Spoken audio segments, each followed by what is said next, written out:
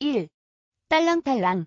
한 농부가 쌀을 꾸러 이웃에 있는 선비 집으로 갔더니 그 집에서도 아침밥을 못 짓고 있었는데 주인 선비는 무언가 편지를 쓰고 있었다. 아침도 못 잡수셨으면서도 무슨 편지를 그렇게 쓰고 계시오?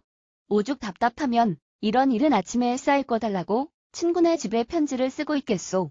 농구는 집으로 돌아와 여보 우리도 아무개 집에다 쌀 좀 꺼달라고 편지를 해봅시다.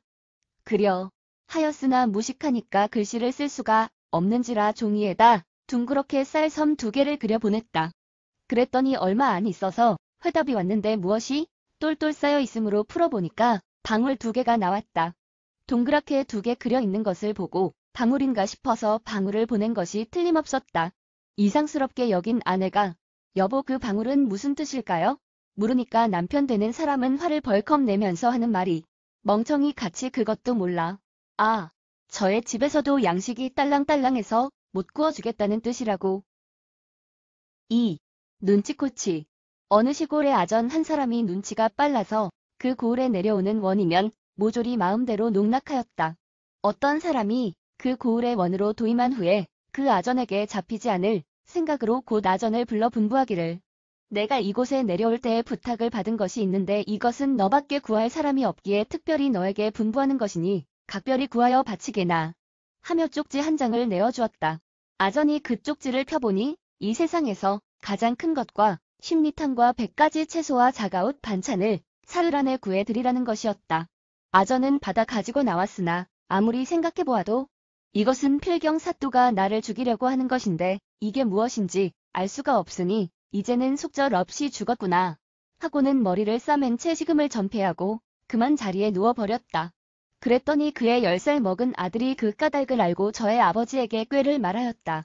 그러자 누워 앓던 아버지가 화색이 만면하여 일어나서 그 이튿날 장에 나가 한울타리 1개와 오리 2마리와 흰 가지 하나를 사왔다. 그리하여 분부가 내린 지 사흘 되는 날 한울타리는 접시에 담고 오리 2마리는 국을 끓이고 흰 가지로 나무를 묻히며 콩자반을 졸여 가지고 동원에 들어가 원님께 바쳤더니 이게 무엇이냐? 하고 묻자 아전이 이렇게 대답하는 것이었다.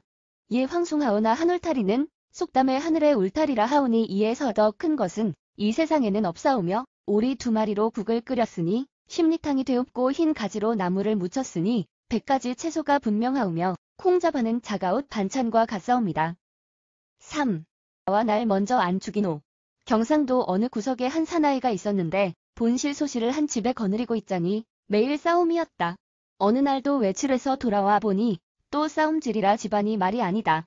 이웃 보기도 부끄러울 뿐 아니라 어느 누구도 두둔할 수도 없는 형편지라 겨우 싸움을 떼어 말리고 남편은 2사람을 한 자리에 앉혀놓고 조용히 타이른다.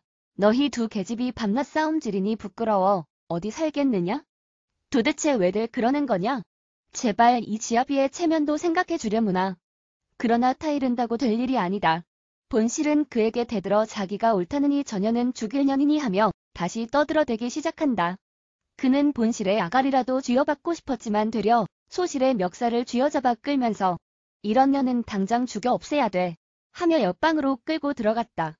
그리고는 1시경이 지나도록 소식이 없는지라 본실은 정말 죽인 게 아닌가 더럭 겁이 났다. 그래서 문틈으로 들여다보자니 죽인 게 뭔가? 몇 놈이 꼭 껴안은 채 그것이 한청 아닌가.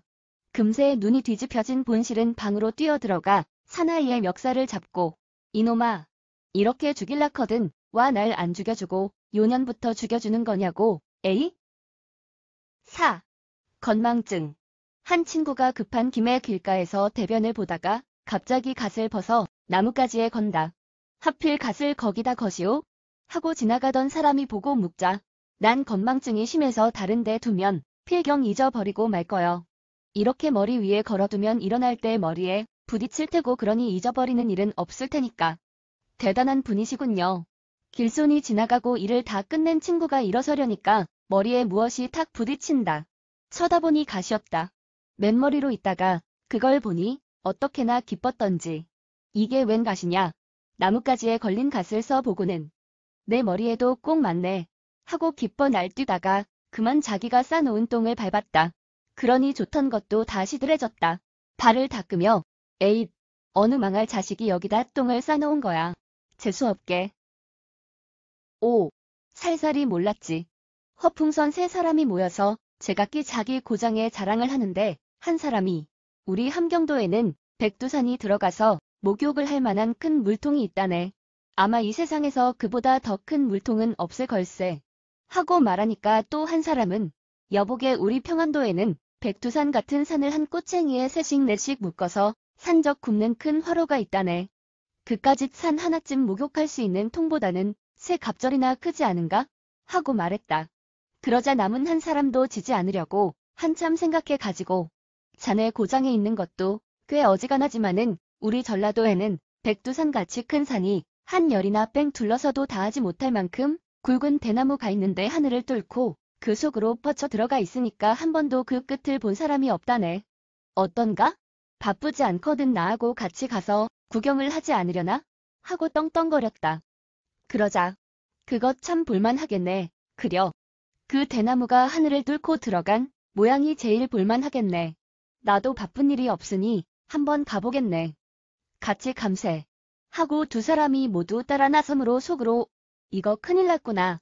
하고 가슴이 철렁하였으나 안 가겠단 말도 할 수 없고 해서 내키지 않는 걸음으로 전라도로 내려갔다. 내려가서는 어떻게 할 재주가 없으니까 두 사람을 객주집에 앉혀놓고 늘 존경하는 스님을 찾아가서 솔직히 털어놓고 좋은 꾀를 내어달라고 애걸하였다. 스님은 그 말을 듣고 너무나도 어이가 없어서 이 사람아 무슨 허풍을 그렇게 떨었단 말인가? 이번에는 처음이니까 내가 잘 대답해 보낼 테지만 이 다음부터는 그런 허풍일랑 떨지 말게. 그럼 두 사람을 이리로 데리고 오게. 하고 말하는지라 허풍장이는 좋아라 뛰어가서 두 사람을 데리고 왔다. 그러자 스님은 태연스럽게 먼 길에 오시느라고 애를 많이 쓰셨습니다. 그런데 하루만 일찍 오셨으면 대나무 구경을 하실 걸 안 되었습니다.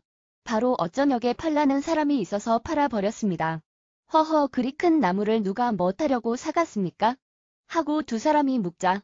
글쎄요 나도 처음에는 거짓말로 알았는데 자세히 들어보니까 저 함경도 백두산에 목욕을 할 만한 물통이 있는데 이번에 그 통에 태를 맨 것을 갈아내고 새 태를 메인다고 그래? 사간다고 그럽디다. 예 그렇습니까? 그럼 이왕 온 길이니 그 가지라도 좀 구경하였으면 좋겠습니다. 그런데 가지도 또 평안도의 백두산을 새 넷씩 묶어 산적 굽듯 하는 화로가 있다는데 그 꼬챙이로 쓰겠다고 사갑디다. 6. 어리석은 사람들. 깊은 산골에 어리석은 사람들만 모여 사는 마을이 있었다. 그런데 이 마을 사람들이 제일 좋아하는 반찬은 자반 비옷이었다. 그런데 이 자반 비옷을 사자면 50리 밖에 있는 강가에 가서 사야 하므로 촌사람들에게는 여간 불편한 노릇이 아니었다. 그래서 사람들이 모여 중론하기를 연못에다 자반 비옷을 듬뿍 사다가 넣고 그대로 내버려 둡시다. 그러면 그놈들이 연못 속에서 새끼를 타고 또 까서 나중에는 굉장히 많아지지 않겠습니까? 그때는 우리가 마음대로 잡아먹는 것이 어떻겠소? 그래서 촌사람들은 돈을 각기 걷어 가지고 장에 나가 자반 비옷을 한꺼번에 500마리나 사다 연못에다 넣었다. 그 후 한 해가 지나서 이제는 500마리나 되는 놈이 새끼를 한 마리씩만 깠어도 1000마리는 좋게 되겠지. 그들은 그물과 낚시를 가지고 연못가에 몰려와서 1년 전에 사다 넣어둔 자반 비옷을 잡느라고 야단들이었다. 그러나 웬일인지 하루 종일 그물을 치고 낚시를 던져도 한 마리도 잡히지 않는지라 동네 사람들은 이것들이 혹시 물속에 있는 진흙을 파고 들어가 숨어 있는지도 모르니 누구든지 물속으로 뛰어 들어가서 흙 속을 한 번씩 찾아보게나. 학원을 헤엄 잘 치는 한 사람이 물속으로 들어가 진흙 속을 더듬거리자 무엇인지 손에 물컹 쥐어지는 게 있었으므로 무엇인가 하고 두 손으로 꼭 붙잡고 재빨리 물 밖으로 나와 보았더니 그건 큰 뱀장어였다. 이 뱀장어란 놈이 자반 비옷을 죄다 잡아먹었구나. 사람들은 너무나도 분하고 원통하여 그놈은 큰 죄를 지은 놈이니 모가지를 잘라 죽여라. 아니야. 그놈은 죽여도 몸을 갈기갈기 찢어 죽여야 해. 태워 죽여라. 하고 제각기 야단들이었다. 그 중에도 좀 똑똑하다는 사람이 아니요. 그놈을 칼로 베거나 불에 태워 죽이면 얼른 죽어버릴 테니 좀 더 괴로워하며 복게다가 죽게 하려면 물에 빠뜨려 죽이는 것이 가장 좋을 것이요. 그놈이 진흙 속에 꼭 파묻혀 사는 것을 보면 물을 제일 싫어하는 모양이니까 그렇게 죽이는 것이 어떻겠소. 그 말을 듣자 다른 사람들도 그럴듯하게 여겨 뱀장어를 연못에 던졌다. 그러니까 뱀장어는 좋아라고 물속으로 헤엄쳐 들어갔다. 뱀장어가 물속으로 가라앉는 것을 보자 촌사람들은 모두 다 손뼉을 치면서 에그 죽여도 참 시원하게 죽였다. 7. 무식한 아버지. 서당에서 돌아온 아들을 불러앉히고 얘야 남의 집 애들은 서당에서 글씨를 써가지고 오면 의뢰 부모님께 보이는데 너는 서당에 3년씩이나 다녀도 나한테 한 번도 글씨 쓴 걸 보이는 것을 못 보았구나. 아버지가 글을 모르시니까 그렇지요. 그러자 아버지는 아들에게 글씨 모른단 소리를 듣는 게 자격지심이 들었던지 얼른 아들의 글 쓴 종이를 빼앗는다. 저런. 글씨 쓴 걸 거꾸로 들고 보면 어떠대요? 바로 보셔야죠. 인서가 배우는 글씨는 뒤로 보아야 하는 법이란다. 아버지는 슬그머니 바로 들고 아들을 나무랜다. 이건 큰 대자가 왜 이렇게 실그러졌니? 큰 대자가 어디 있어요? 아, 이게 큰 대자가 아니고 무엇이냐? 그게 개견자지 큰 대자입니까? 오오. 개는 개로대 미친 개로구나. 그러기에 어깨 위에 돌멩이가 떨어지지 돌멩인가요? 큰 대자 위에 점을 찍으면 개견자지요. 이 산적적자는 꽃쟁이가 되었구나. 산적적자가 무엇입니까? 이것 아니냐? 네모 반듯한 놈에 꼬챙이 낀 것 아니냐? 그게 가운데 중자지. 산적적이 무엇입니까? 허허. 산적은 가운데를 뀌는 것이니까 가운데 중자라고도 하지. 그럼 아버지 나무목 두란 자는 무슨 자인지 아십니까? 나무목 두란 자는 쌍지팡이 행자지. 그것도 모른단 말이냐? 쌍지팡이 행이 다 무엇입니까? 수풀림. 자지요. 인서가 외지팡이도 아니고 쌍지팡이부터는 숲속에서 나오지. 그러니까 수풀림. 자라고도 하는 게 아니냐. 8. 공처가 아내에게 쥐어사는 대감 세 사람이 우연히 자리를 같이 하게 되었다. 마침 잘됐군. 여편 내 등살에 한번 홍껏 놀아보지도 못했으니 오늘이야말로 마음껏 놀아보세. 아, 사내대장부가 밤낮 계집한테 쥐어 지내다니 말이 되나? 따지고 보면 아무것도 아니야. 어디 계집이야 사람값에나 가나. 이렇게 신이 나서 한참 떠들고 있을 때 벼랑간 부인 하나가 귀청이 떨어져 나갈 만큼 소리를 빽 지르면서 뛰어들었다. 이놈들아 뭐가 어쩌고 어째? 세 대감들은 어찌나 놀랐던지 한 사람은 번개같이 뒷문으로 튀고 다음 사람은 뛸 겨를도 못 얻어서 구석에 끼어서 사시나무처럼 떨고 있는데 가만히 보니 마지막 한 사람은 꼼짝도 않고 앉은 그대로 있었다. 야, 이놈은 어지간히 간이 큰 모양이구나 싶어 부인은 그 남자의 얼굴을 빤히 들어보다가는 아니 이건 아주 까무러졌잖아. 구 마리아 조소만. 젊은 스님 하나가 아름다운 부인네들한테서 크게 사랑을 받았는데 그 중에 한 부인네가 너무나 정열적이어서 스님은 갈수록 몸이 수척해 갔다. 어느 날 또 마을에 내려갔다. 올라오는 길에 스님은 이웃절에 친한 스님 만나게 되었다. 모습이 몹시 초췌해진 것을 보고 이웃절 스님은 깜짝 놀라. 여복의 자네는 부처님께서 금하신 쾌락에 지나치게 빨려 들어가는 모양이군. 그래, 좀 삼가게나. 하, 그게 아닐세. 말하기는 쉽고 행하기는 어렵다지만 여자라는 건 마치 비렁뱅이처럼 사시사철 빈 그릇을 내밀고 있으니 어쩌나. 10. 소인이 먹던 찌꺼기. 젊은 진사가 지아비 없는 틈을 타서 살짝살짝 종년의 방을 출입하다가 지아비에게 그만 꼬리를 밟히고 말았다.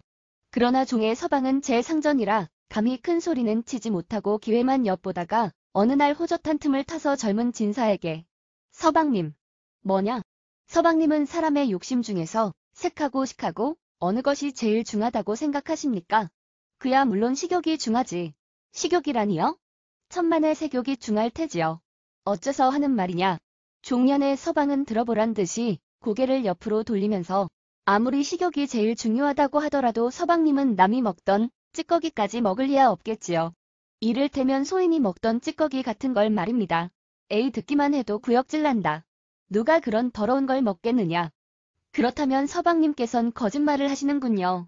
소인이 먹던 찌꺼기는 안 먹겠다면서 소인의 처는 더럽단 소리 한마디 없이 좋아하시지 않아요.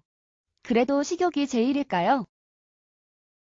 끝까지 시청해주셔서 감사합니다.